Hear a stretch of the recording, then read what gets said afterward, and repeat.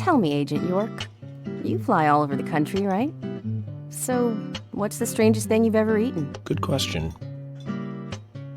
Well, this country isn't really known for bizarre cuisine, so I can't really think of anything that would knock your socks off. But the soft-shell crab I ate in Williamsburg was pretty good. And then there was the paddlefish caviar in Mississippi.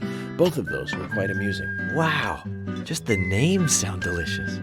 I'll have to pass if all you can say about them is amusing. Emily, I've eaten some pretty strange things myself, you know. You, George? Such as? Fried cicada. Cicada? As in the insect? Of course. It was pretty good, too. The cicada population in these parts tends to explode every 17 years or so. It's a special recipe for such times. That's when I ate it. The whole town was infested with cicadas. I'm glad to say I haven't experienced this cicada population explosion. Which means it's been at least 10 years since George last tasted cicada. Now, let's hope this population explosion doesn't happen while we're here, Zach. I had a chat with Diane. She said she was at the bar drinking with Nick at the time of the murder. We need to confirm her story. Let's talk to Nick at the diner. Very well, Agent Morgan. I have to head back to the department and clear up some paperwork. Go with Emily to the A&G diner. Okay, then. I'll show you the way. The diner's open from 9 to 2100. Just as we suspected, Zach. Diane is the key to this case. I have a feeling she will lead us right to the criminal.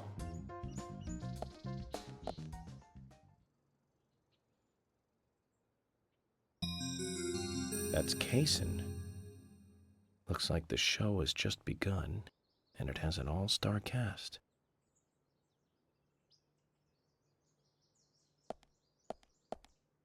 Hello everybody, Booker Player 1 here. Welcome back to my Let's Play of Deadly Premonition. This time, it looks like just Emily and I are gonna be grabbing some lunch.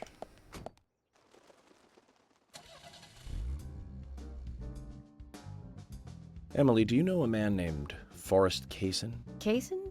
Yes, I know him. The sapling salesman, right? He always uses strange comparisons when he talks. I'd like to know more about him. What does he do when he comes to town? He's a salesman, so I guess he sells things? Maybe he comes on vacation. We haven't seen many tourists recently, but he comes pretty often. Is that all?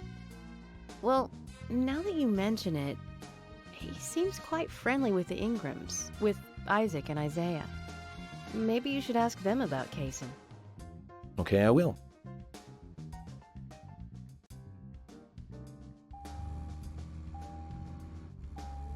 So we are still kind of in the grips of the Chapter 9 glitches and bugs I talked about last time. So even though we have kind of some free time right now, technically, to go do side stuff, I'm going to try to just finish out Chapter 9 before we do any of that. That being said, there are some really good scenes coming up. Some of my favorite stuff in the early parts of the game. Emily, don't you find it a bit suffocating to be around George so much? Well, we aren't always together. And anyway, I've gotten used to him. Impressive. Women are very adaptable. No, it's not like that, actually. I mean, George is hard-headed, sure, but he's also a hard-working man. That's why the townsfolk trust him so much. The very epitome of the rural sheriff. That's right. He isn't some hotshot FBI agent. This place isn't like the city. Everyone knows everyone else. What about you and Anna? Were you two close? No, not close, really. I don't seem to have much in common with teenagers nowadays. All they talk about are boys, clothes, and accessories. I don't have much interest in any of those things. There is a gap between a teenager and being in your 20s. Everyone's different, that's all. Me and you, too. Zach, I'm not liking the way this conversation is heading. Let's concentrate on driving instead. Given the way that we drive around like 53 drunk uncles, I'm not sure why Emily still decides it's okay to get in a car with us. But you know what? More power to her for trusting us to get her there in one piece.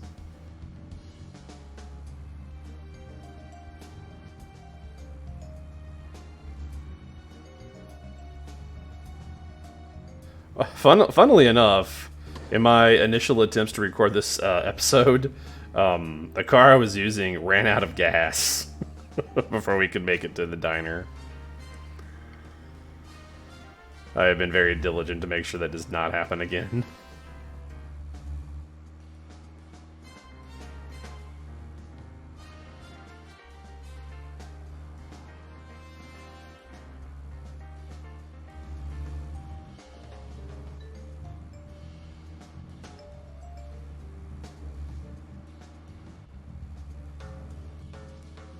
Really, all the driving is for the benefit of hearing the conversation, since, of course, we could just step out of the car and use the radio to just go to the diner instantly. Yeah, I think I made it about here, and our car ran out of gas. And then, of course, Emily gives you the whole spiel about, well, if you need to stop and do stuff, like, I'll just meet you there. Let's just focus on getting to the diner and cut the chit-chat. And I was like, I can literally teleport there, Emily. It's fine.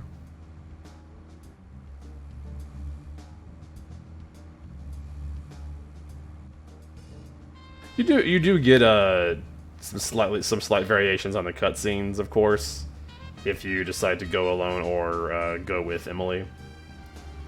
Try to splice that in if I have time.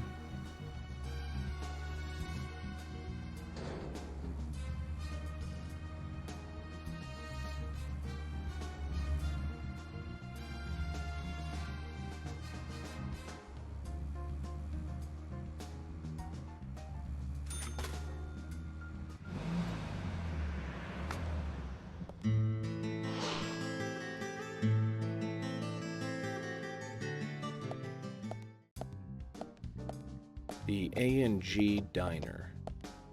Wonder what the A and G stand for. Any ideas, Emily? Nope, I don't know either. Air and gravity, perhaps? Access and games? Aliens and Godzilla? Who knows? Is it important to know? I mean, why don't you just ask Nick? Oh, I will. But first, I need to eat. Wonder what's good here.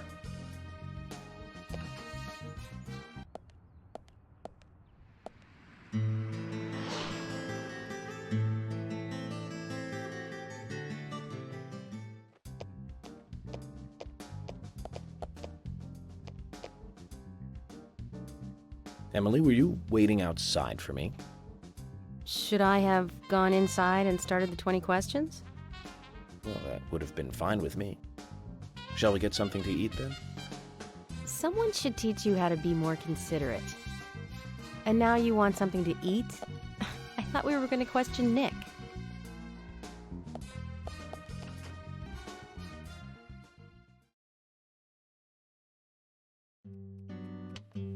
Welcome, Mr. Agent. Hi, Olivia. Let me have your special for today. And some fresh coffee. Our special today is turkey. A turkey and gravy sandwich. Sound good? Perfect. Emily, you eat something too. It'll be on the FBI. Okay then, I'll go all out. I'll have the T-bone steak. I usually can't order it because it's a little too expensive.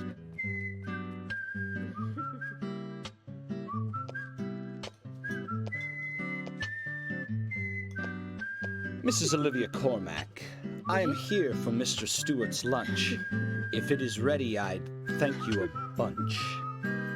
Yes, of course. Just a moment.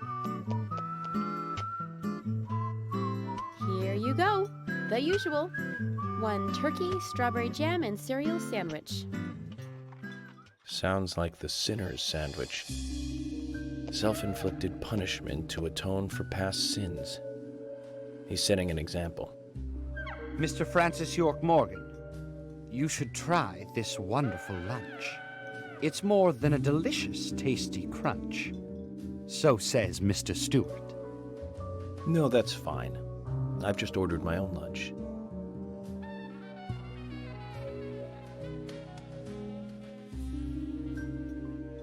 Mr. Francis York Morgan, that is, Mr. Stewart's order is delicious, I should mention.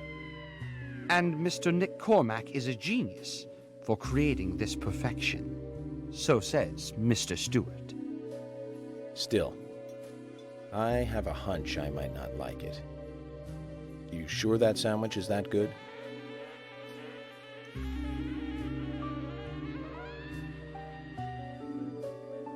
Mr. Francis York Morgan, making decisions based on intuitions is always a sign of bad FBI agents.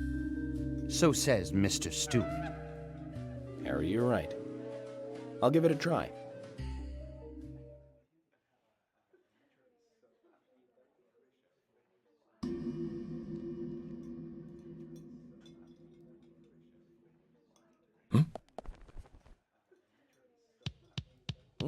I can't believe it. This is fantastic.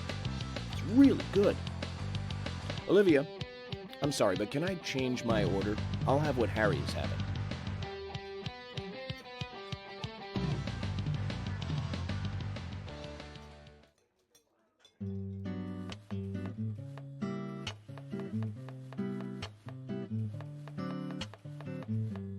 Nick and Diane. They hardly make the perfect couple, do they? Is it widely known that they go drinking together, just the two of them? To be honest, I don't pay attention to these things.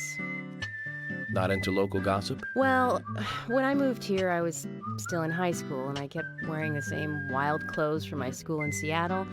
I was young back then. And before I knew it, there were rumors all over the school.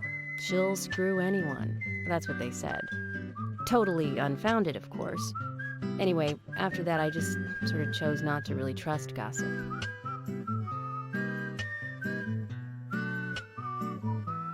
I get where you're coming from. I used to dress like a hardcore punk rocker when I was in high school. You? A punk rocker? Nobody took my side, even when I had good grades. People rejected me just because of what I wore. I was young back then, too. Even still, I just don't see you as a punk rocker. And you laugh? Look at you. No makeup on, dressed in uniform, eating a steak for lunch. Okay, back to work. Let's talk to Nick.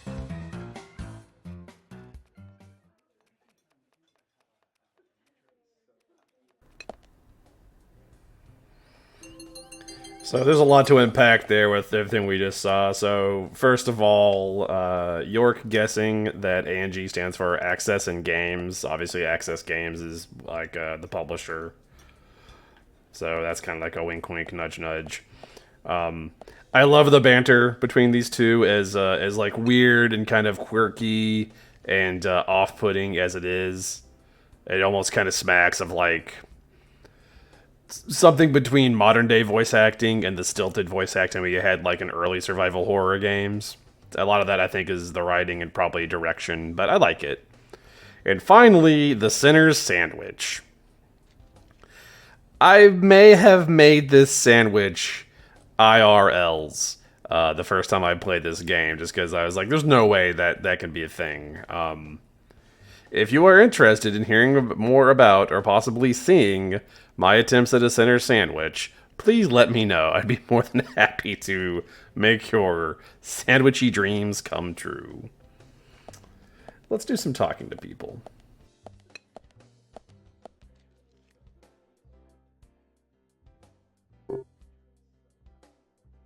What's up? Could you tell us what you were doing the night Anna was killed? I was at the bar with Diane. What did you two talk about, Nick? We're in Brent and Turner. Is that a problem? No, no problem. If you think Diane did it, you're wrong. No, that's not it. Oh, so it's me you're after, isn't it? You're wrong again. So much for the FBI, huh? That isn't the case either, Nick. I think there's something both of you are hiding. You can tell when people are hiding something by their reactions. Eye, tongue, and hand movements, sweat, dry lips, neck angles, and such. I'm working here. If you aren't ordering anything, get out. I guess. If we talk to Emily, Nick and Diane's story match up. It isn't hard evidence, but it certainly supports her alibi. Ah, but the two of them could be in cahoots. I think we need to talk to Olivia again, Zach. Which indeed we do. That moves everything along. There's something I'd like to confirm with you, Olivia, if that's okay. Yes, well, so long as it doesn't take too long. First, what were you and Nick doing on the night of the murder? I was here in the diner. Nick said he was going to the bar for a couple of drinks. Does he go to the bar often? Leaving you to hold up the fort? Yes. He says he enjoys the conversation with Diane. I thought they went drinking again together that night. Do the three of you ever go drinking together? Well, you see, I'm really not into art. And your husband is well versed in the arts then, I take it. Oh, yes. Looking at art and talking about it is his way of relaxing. People just aren't what they seem. Like a certain someone who was into punk rock 10 years ago. You are absolutely right, Emily. But you can be an art lover and a liar at the same time. One more thing, Olivia. You just said that you aren't interested in art. That's right. And... So, how come I bumped into you at the art gallery?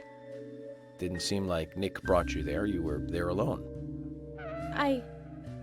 Well, I like trees, is the thing. That's why I went there.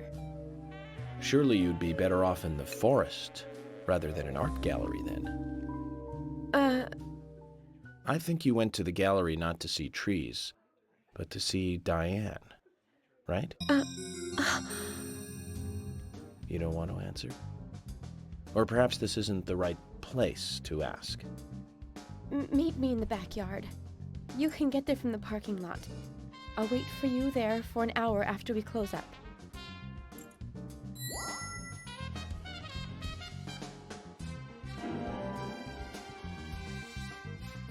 They close at 2100. Should we get something to drink and wait?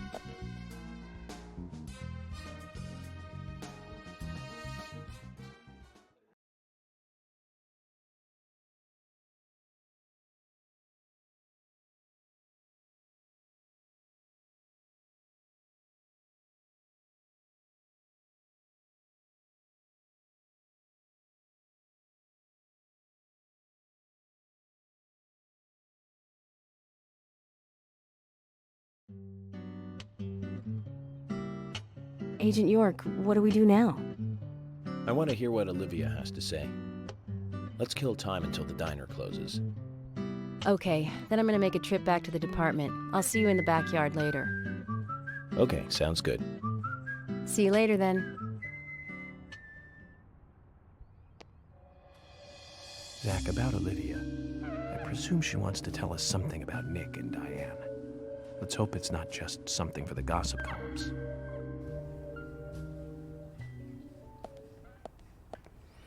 So right now is actually would normally be an excellent time to go around and like do a bunch of like side quest stuff because you have a long time until this actually opens. But I still want to get out of this chapter so we can actually do our side dirtling without the chapter 9 glitchy boogeyman hanging over our heads. So I'm just gonna sit here and smoke until this opens.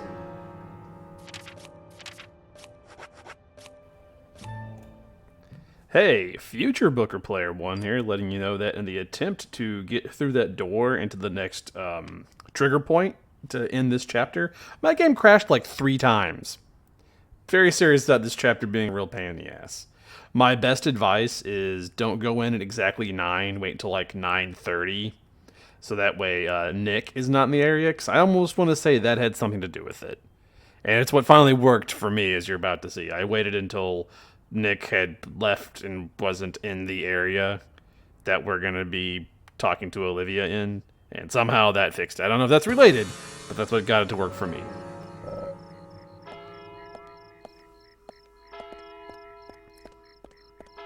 Okay. We're gonna grab this agent on her, and then we're gonna hope that the game behaves. It's a good scene if we can get a trigger. Hey.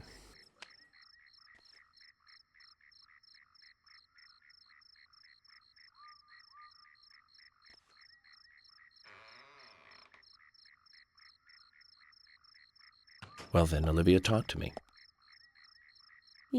Yes. In the beginning, Nick only went to the gallery during the day, but he went so often at some point he became friendly with Diane. They started going out drinking together, and now he doesn't come home until early morning. He always says that they were only drinking when I ask. He blames me for not being able to talk about Turner and Rembrandt, which of course I can't, can I? So what can I say? Finally, I couldn't take it anymore, so I followed him. He did go to the bar, to start with. Diane was there too, but the real problem is where they go to next, right? So I waited outside the bar to see where they might go, and they eventually left the bar and headed for the art gallery. But it was already early morning, but it was still dark. Just before going inside, Diane turned around. It should have been too dark to see me, but I swear, her eyes looked right at me. They seemed to flash for a moment. I was so rattled that I left and went home. The next day, Anna was found dead. I didn't know what to do.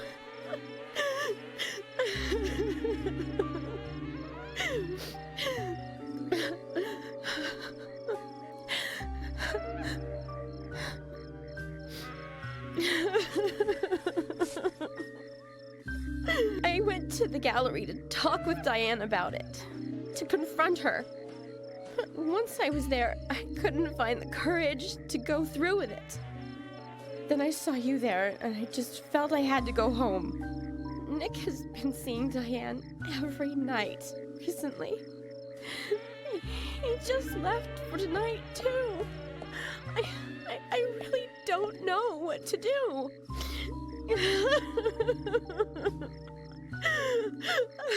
York, we ought to take Nick in for questioning. No, not yet.